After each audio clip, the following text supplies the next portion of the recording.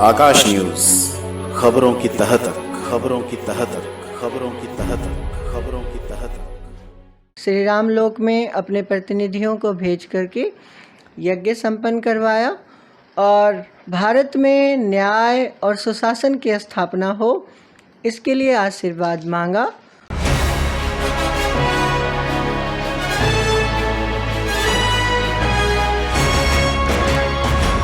देश के 364 सांसदों ने श्री राम लोक मंदिर में किया यज्ञ।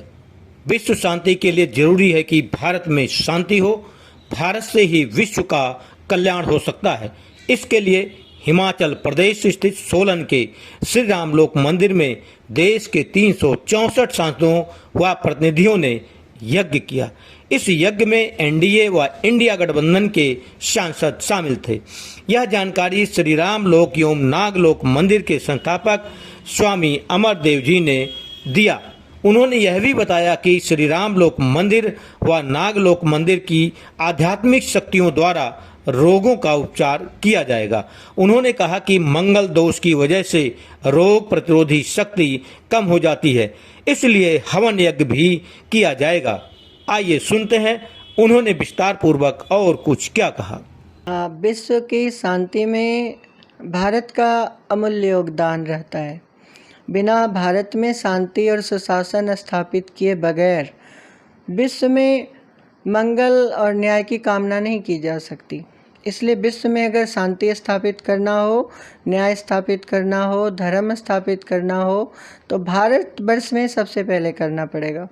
इसलिए श्री राम लोक में, चूँकि भारत में अभी नई सरकार का गठन होने जा रहा है, हो गया है, तो इसके लिए सभी जो शासन व्यवस्था में शामिल होने वाले जितने भी दल हैं और जो भी गठबंधन है, जिसके बारे में आपने सुना, एनडीए गठबंधन और इंडिया गठबंधन, उनके जो लीडर्स हैं सभी ने अपने प्रतिनिधियों को भेज करके एनडीए के जो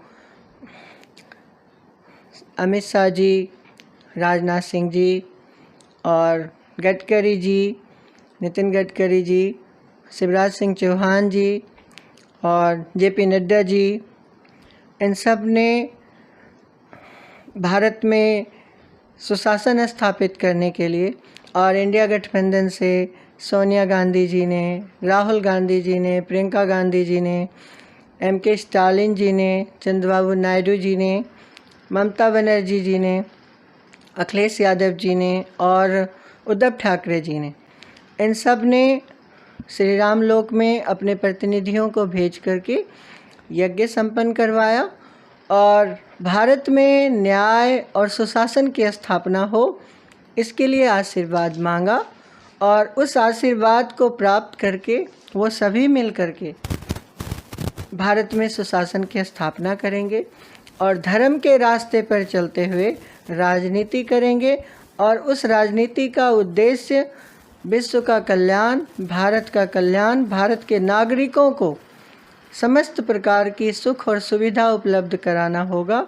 इसी के लिए इन सभी ने आशीर्वाद मांगा और उस आशीर्वाद को प्राप्त करके वो सभी, मुझे पूरा विश्वास है कि भगवान श्री राम जी के आशीर्वाद से और मंगल देव जी जो ब्रह्मांड के राजा हैं और मंत्री श्री शनिदेव जी और श्री नागलोक में जो शेष नाग माता जी हैं, जिनके संरक्षण में ये यज्ञ संपूर्ण हुआ, उनके आशीर्वाद से ये सभी भारत में सुशासन स्थापित करने में सफल होंगे। जब हम पिछली बार क्वीन एलिजाबेथ जी बीमार थीं तो हम गए थे उनसे मिलने के लिए और उस समय हमने उनसे बात की थी।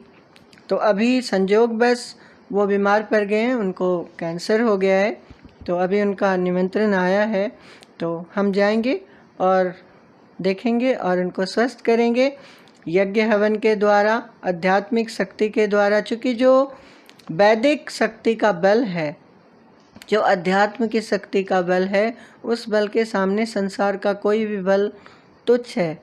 और आध्यात्मिक शक्ति के द्वारा, जो अलौकिक शक्ति के द्वारा सबको संसार में स्वस्थ किया जाएगा।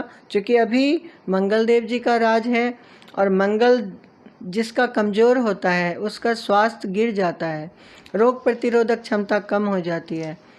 तो इसलिए भगवान के आशीर्वाद से वो स्वस्थ होंगे और पूरे विश्व को अपना जो उनका शासन चलाने का तरीका है उससे सबका कल्याण करें। गुरु जी, एक अंतिम सवाल है आज कही है जो कि बहुत महत्वपूर्ण है, जी इसलिए जी मैंने जी किया जी कि आज के समय में सनातन धर्म को बढ़ाने के लिए जी सब अपना अपना काम कर रहे हैं, कार्य कर रहे हैं, लेकिन कुछ ऐसे ऋषि मुनि हैं जो अज्ञानता में, कथावाचक भी कह सकते हैं कि अज्ञानता में कुछ ऐसी बातें करते हैं जिसका बहुत बड़ा टॉपिक बन जाता है। जी। उनके लिए क्या संदेश देना चाहेंगे और किस तरीके से आप इन कथावाचकों को देखते हैं? वास्तव में अभी आपने कहा अज्ञानतावश, तो जो अज्ञानी लोग होते हैं उनको अहंकार हो जाता है अपने ज्ञान का, जो उनके पास होता नहीं है। और जो ऋषि मुनि हैं, ऋषि मुनि ऐसा कुछ करते नहीं, क्योंकि ऋषि मुनि को अपने ज्ञान को बताने की कोई आवश्यकता ही नहीं है। ऋषि वो होते हैं जो मंत्र की रचना करते हैं, और मुनि वो होते हैं जो मनन करते रहते हैं, अपने मन में स्मरण करते रहते हैं। तो जो लोग जिसको ज्ञान का अहंकार है, और जो ज्ञानी लोग होते हैं उनको ज्ञान का अहंकार नहीं होता, अज्ञानी लोगों को ज्ञान का अहंकार होता है। तो वो लोग अपने ज्ञान के बल पे अज्ञानता जो फैला रहे हैं उससे समाज में गलत संदेश जा रहा है।